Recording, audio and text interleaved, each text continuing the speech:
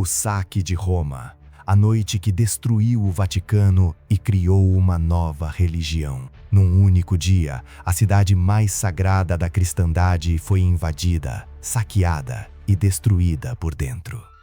Não foram bárbaros vindos do fim do mundo.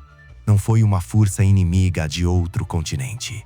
Foi um exército cristão, a serviço de um imperador cristão, marchando sobre Roma com uma missão simples e brutal: pegar tudo que pudesse ser carregado e destruir o resto. Era 6 de maio de 1527. E o que aconteceu nesse dia mudou o mapa religioso do mundo, de um jeito que quase ninguém conecta até hoje. Antes de terminar esse vídeo, você vai entender por que o saque de Roma foi o gatilho que criou uma nova religião do outro lado da Europa. Se inscreve no Enigma Global e deixa o like, porque essa é uma das histórias mais pesadas e menos contadas do século XVI. Para entender como tudo começou, você precisa entender como os exércitos funcionavam nessa época. Os soldados eram pagos com o espólio das batalhas que venciam. O imperador Carlos V havia mandado suas tropas lutar na Itália contra o rei francês Francisco I. E a Batalha de Pavia, em 1525, foi uma vitória esmagadora para os imperiais. Mas o pagamento prometido nunca veio. Carlos V estava sem caixa, o dinheiro atrasou meses, e um exército sem salário é sempre uma bomba prestes a explodir. Os mercenários alemães Landsknecht eram luteranos fervorosos que viam Roma como o símbolo do papado corrupto que Lutero atacava. Os espanhóis eram veteranos que queriam o ouro que achavam que mereciam. Juntos formavam uma força de mais de 20.000 homens que já não obedecia mais nenhuma ordem que não fosse a da própria fome. O comandante desse exército era o Duque Carlos de Bourbon, um nobre francês que havia traído seu rei e se colocado a serviço do imperador. Ele tentou de tudo para segurar as tropas. Extorquiu a aristocracia de Milão em 40.000 ducados. Negociou 15.000 nos bancos de Ferrara. Colocou dinheiro do próprio bolso. Mas nada era suficiente. A única promessa que ainda funcionava era a de Roma. Cheguem lá e tudo vai ser de vocês. Carlos de Bourbon sabia que se não entregasse Roma, ele mesmo seria devorado pelos próprios soldados. A diplomacia já tinha perdido. Do lado de Roma, a fragilidade era absurda. Para defender a cidade mais sagrada da cristandade, o Papa Clemente VII havia conseguido reunir apenas 8.000 homens. 4.000 eram cidadãos comuns, padres e até monges que pegaram em armas, porque não havia mais ninguém. 2.000 eram as bandas negras, mercenários leais aos Médici, muitos deles tão pobres que tinham penhorado as próprias armaduras para ter dinheiro para comer. E 2.000 eram os famosos soldados suíços, a guarda pessoal do pontífice. 8.000 contra mais de 20.000. Sem equipamento suficiente, sem treinamento adequado, sem chance real. Na noite do dia 5 para o dia 6 de maio, os romanos não dormiram. As muralhas estavam em alerta máximo. Corria nas ruas o boato que os espanhóis residentes em Roma poderiam trair e abrir os portões por dentro.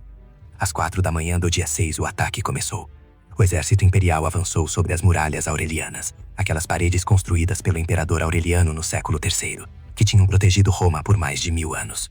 Os atacantes escolheram 5 pontos de escalada simultânea para dividir os defensores. Uma névoa densa cobria o campo naquela madrugada, o que foi fatal para os romanos, porque impediu que os artilheiros enxergassem os alvos e os canhões ficaram inúteis. Nas primeiras horas, os romanos resistiram com uma coragem que surpreendeu os próprios atacantes. Mas os imperiais simplesmente revezavam soldados cansados por soldados frescos sem parar, enquanto os defensores esgotavam cada homem que tinham. E foi nesse momento que aconteceu algo que quase mudou o rumo de tudo. O Duque Carlos de Bourbon estava pessoalmente na linha de frente, ajudando a posicionar escadas nas muralhas.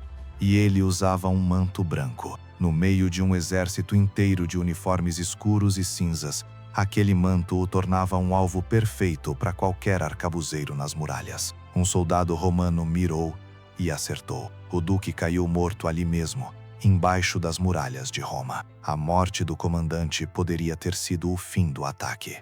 Mas os oficiais de Bourbon eram homens calculistas. Espalharam entre as tropas que o sangue do duque pedia vingança, que as muralhas precisavam cair agora. O efeito foi devastador. O exército atacou com uma fúria que não havia tido antes. Às 6 da manhã, as muralhas cederam. Os imperiais invadiram as ruas de Roma como uma enchente que rompe a barragem. Os comandantes romanos Renzo da Série e Horácio Baglioni tentaram reorganizar as tropas em retirada, mas o colapso era total. Nesse exato momento, o Papa Clemente VII ainda estava ajoelhado na Basílica do Vaticano rezando pela vitória dos seus defensores, sem saber que não havia mais defensores. Quando a notícia chegou, ele tinha minutos para agir.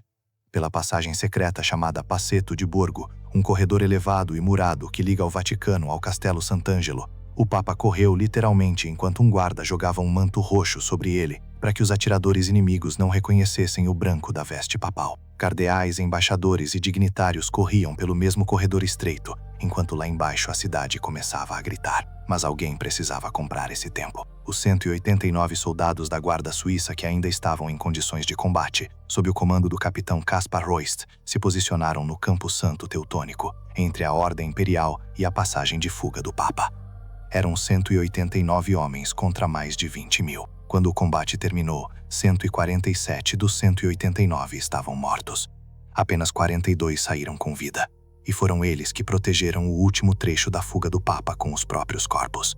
O capitão Royst foi gravemente ferido durante a batalha, arrastou-se até sua própria casa e lá na frente da própria esposa, foi assassinado pelos soldados imperiais que já tomavam as ruas. Todo ano, no dia 6 de maio, os recrutas da Guarda Suíça Pontifícia prestam juramento nessa mesma data. Aquela manhã nunca pode ser esquecida. Deixa o like se você está aqui com a gente, porque o que vem a seguir é o detalhe que ninguém conta. Uns 3.000 romanos conseguiram se refugiar no Castelo Sant'Angelo antes que a ponte levadiça fosse erguida. Pro resto da cidade não havia saída. Os soldados invadiram hospitais e massacraram os doentes, invadiram orfanatos, saquearam palácios, após receberem pagamento para não saquear. O cardeal Piccolomini pagou 35.000 ducados para proteger o próprio palácio. Pegaram o dinheiro e saquearam do mesmo jeito. Os mercenários alemães Landsknecht, luteranos radicais que odiavam o papado com convicção religiosa, declararam que tinham prometido a Deus matar todos os padres de Roma e cumpriram. Padres foram assassinados.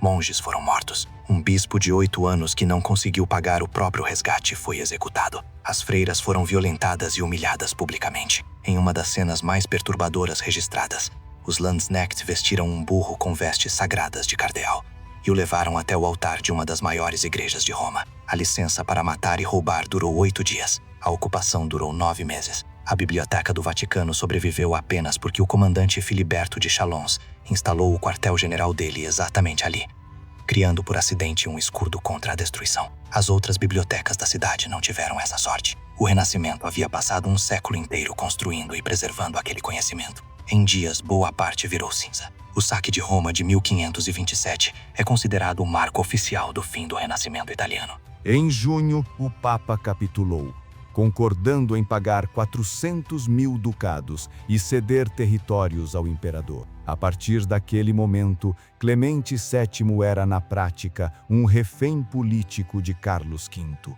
mesmo andando livre. E é aqui que entra o detalhe que quase ninguém conecta quando conta essa história. No mesmo ano de 1527, o rei inglês Henrique VIII havia pedido ao Papa que anulasse seu casamento com Catarina de Aragão, sobrinha de Carlos V. Anular esse casamento seria provocar diretamente o homem que controlava o papado. Clemente VII sabia disso.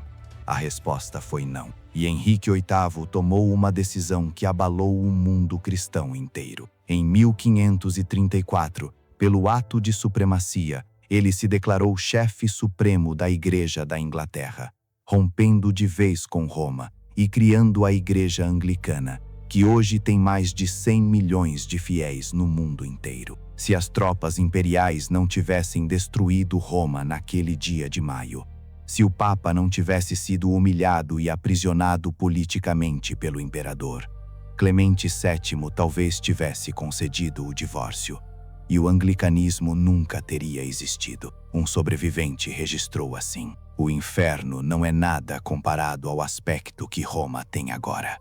As igrejas fechadas, as missas suspensas, os palácios despojados, as casas queimadas, e nas ruas um cheiro de morte que não saía de lugar nenhum. O exército que não recebeu o salário, o duque com o manto branco que virou alvo, os 147 suíços que morreram por um corredor, o papa preso que não pôde conceder um divórcio, e um rei que criou uma nova igreja. Não existe linha reta na história.